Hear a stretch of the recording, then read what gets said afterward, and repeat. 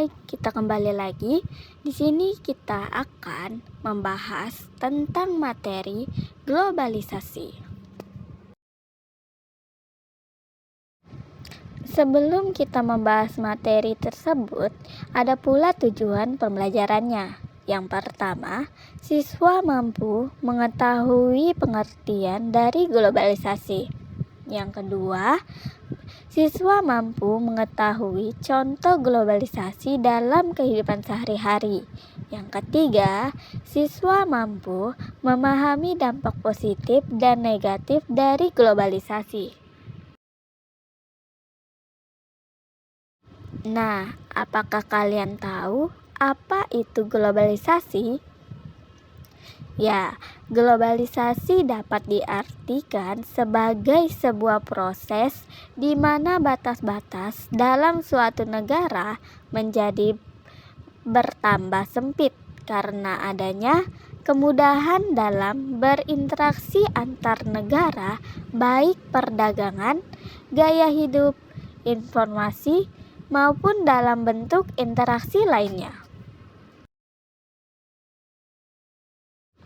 Secara singkatnya, globalisasi juga dapat diartikan sebagai suatu proses di mana semua penduduk di dunia ini bisa saling terhubung, bertukar segala sesuatu tanpa terikat batas wilayah dan kebangsaan, atau sebuah proses yang mendunia.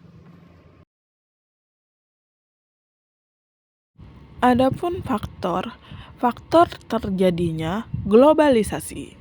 Yang pertama, perkembangan teknologi informasi dan komunikasi yang berperan penting dalam memudahkan interaksi manusia dimanapun, kapanpun berada.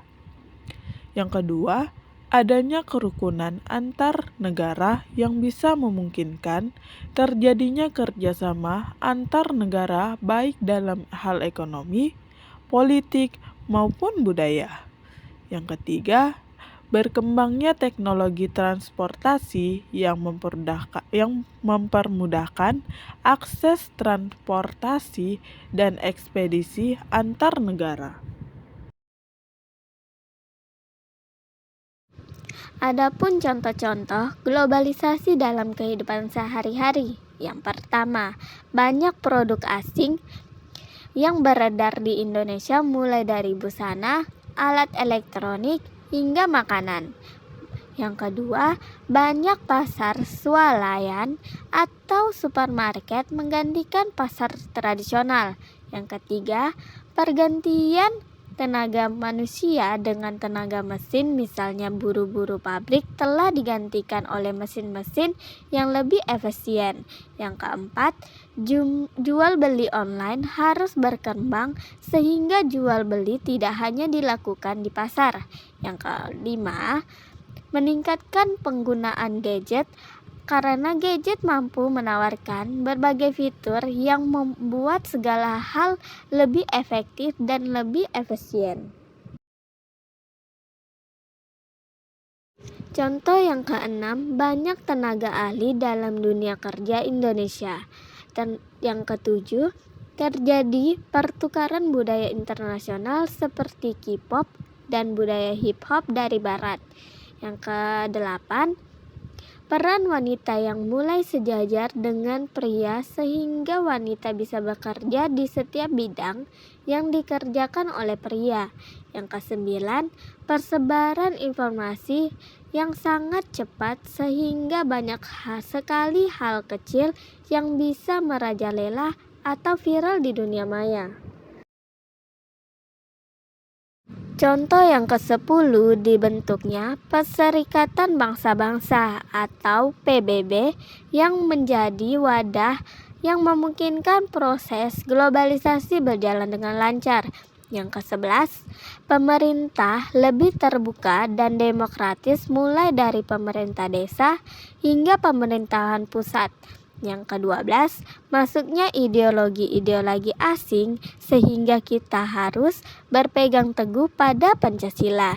Yang terakhir, banyaknya bahasa asing yang dipelajari di Indonesia seperti bahasa Mandarin, Jepang, Perancis, Jerman, Arab, Rusia, dan lain-lain.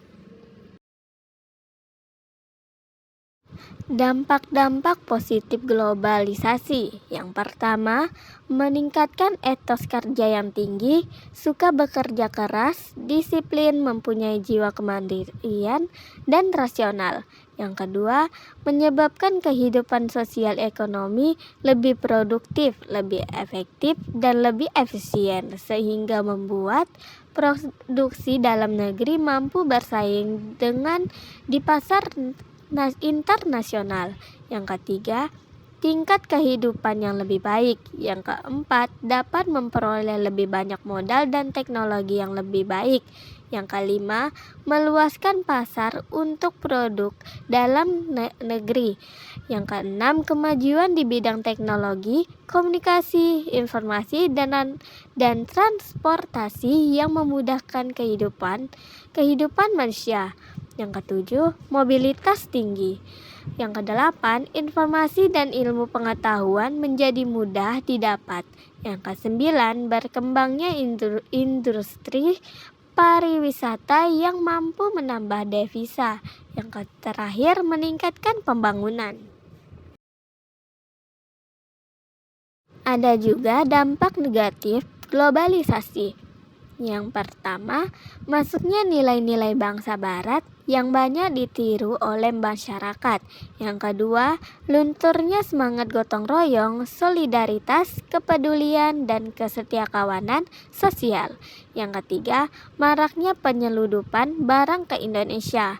Yang keempat, kondisi industri dalam negeri sulit berkembang karena serangan perusahaan asing. Yang kelima, terjadinya kerusakan lingkungan dan polusi limbah industri. Dampak yang keenam, orang-orang menjadi lebih individualistis. Yang ketujuh, adanya sikap lebih mementingkan kehidupan duniawi dan mengabaikan nilai-nilai moral atau agama. Yang kedelapan, timbulnya sikap bergaya hidup mewah. Yang kesembilan, munculnya sikap konsumtif atau boros. Yang ke-10, munculnya anggapan bahwa status seseorang di dalam masyarakat hanya diukur berdasarkan kekayaannya. Secara keseluruhan, globalisasi membawa peluang dan tantangan yang signifikan.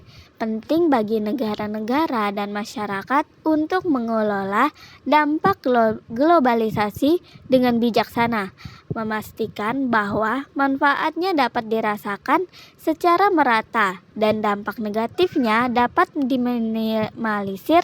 Hal ini membutuhkan kerja nasional yang kuat, kebijakan yang bijaksana, dan kesadaran akan pentingnya keadilan dan keberlanjutan. Dari pembahasan kita tadi dapat disimpulkan bahwa globalisasi adalah sebuah keniscayaan di era modern. Kuncinya adalah bagaimana mengelola globalisasi agar manfaatnya dapat dirasakan secara merata oleh semua pihak dan dampak negatifnya dapat diminimalisir. Hal ini membutuhkan kerjasama internasional yang kuat, kebijakan yang bijaksana, dan kesadaran akan pentingnya keadilan dan keberlanjutannya. Nah, kita perlu mengembangkan strategi yang memastikan globalisasi yang inklusif dan berlanjutan. Dan masyarakat bukan hanya segelintir elit, pentingnya juga untuk memperkuat identitas nasional dan lokal di tengah arus globalisasi agar tidak terjadinya homogenisasi budaya yang menghilangkan kekayaan dan keunikan masing-masing bangsa. Nah, itulah tadi pembahasan kita tentang globalisasi. Sampai jumpa ke materi selanjutnya.